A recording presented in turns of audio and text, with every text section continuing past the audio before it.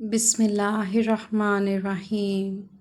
آب زمزم کے کنویں کی کھدائی سے پہلے حضرت عبدالمطلب نے یہ دعا مانگی تھی کہ اے اللہ، اس کی کھدائی کو مجھ پر آسان کر دے، میں اپنا ایک بیٹا تیرے راستے میں ذبح کروں گا۔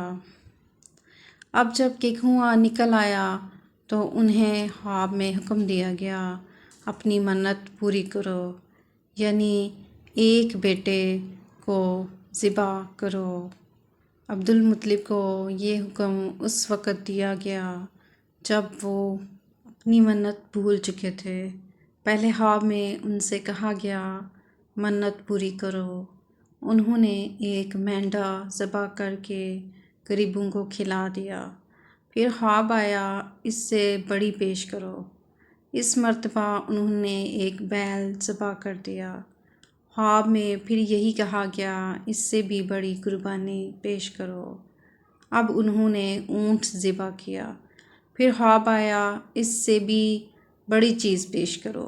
انہوں نے پوچھا اس سے بھی بڑی چیز کیا ہے؟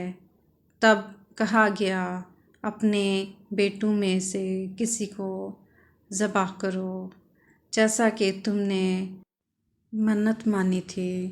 اب انہیں اپنی منت یاد آئی، اپنے بیٹوں کو جمع کیا، ان سے منت کا ذکر کیا۔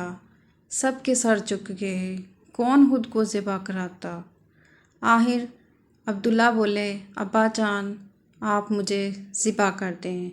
یہ سب سے چھوٹے تھے، سب سے خوبصورت تھے، سب سے زیادہ محبت بھی عبدالمطلب کو انہی سے تھی، لہٰذا انہوں نے قرعہ اندازی کرنے کا ارادہ کیا۔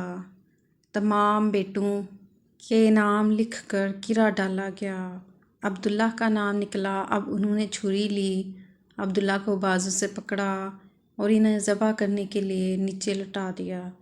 جوں ہی باپ نے بیٹے کو لٹایا، عباس سے ضبط نہ ہو سکا، فوراً آگے بڑھے اور بھائی کو کھینچ لیا۔ اس وقت یہ خود بھی چھوٹے سے تھے۔ ادھر باپ نے عبداللہ کو کھینچا۔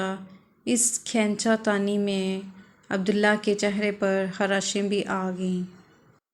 ان خراشوں کے نشانات مرتے دم تک باقی رہے۔ اسی دوران بنو مخزوم کے لوگ آ گئے۔ انہوں نے کہا آپ اس طرح بیٹے کو ذبح نہ کریں، اس کی ماں کی زندگی خراب ہو جائے گی۔ اپنے رب کو راضی کرنے کے لیے بیٹے کا فدیہ دے دیں۔ اب سوال یہ تھا کہ فدیہ کیا دیا جائے۔ اس کی ترکیب یہ بتائی گئی کہ کاغذ کے ایک ٹکڑے پر 10 اونٹ لکھے جائیں، دوسرے پر عبداللہ کا نام لکھا جائے۔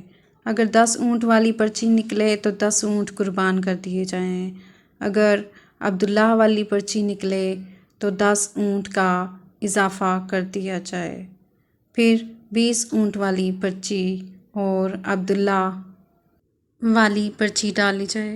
اب اگر 20 اونٹ والی پرچی نکلے تو 20 اونٹ قربان کر دیے جائیں، ورنہ 10 اونٹ اور بڑھا دیے جائیں۔ اس طرح 10 کر کے اونٹ بڑھاتے جائیں۔ عبدالمطلب نے ایسا ہی کیا، 10 اونٹ بڑھاتے چلے گئے۔ ہر بار عبداللہ کا نام نکلتا چلا گیا، یہاں تک اونٹوں کی تعداد 100 تک پہنچ گئی۔ تب کہیں جا کر اونٹوں والی پرچی نکلی۔ اس طرح ان کی جان کے بدلے 100 اونٹ قربان کیے گئے۔ عبدالمطلب کو اب پورا اطمینان ہو گیا کہ اللہ تعالیٰ نے عبداللہ کے بدلہ 100 اونٹوں کی قربانی منظور کر لی ہے۔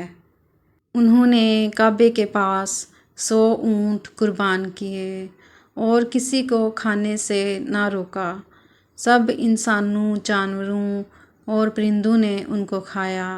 امام ظہری کہتے ہیں کہ عبدالمطلب پہلے آدمی ہیں جنہوں نے آدمی کی جان کی قیمت 100 اونٹ دینے کا طریقہ شروع کیا۔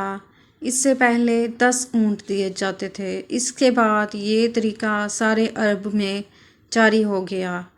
گویا قانون بن گیا کہ آدمی کا فدیہ 100 اونٹ ہے۔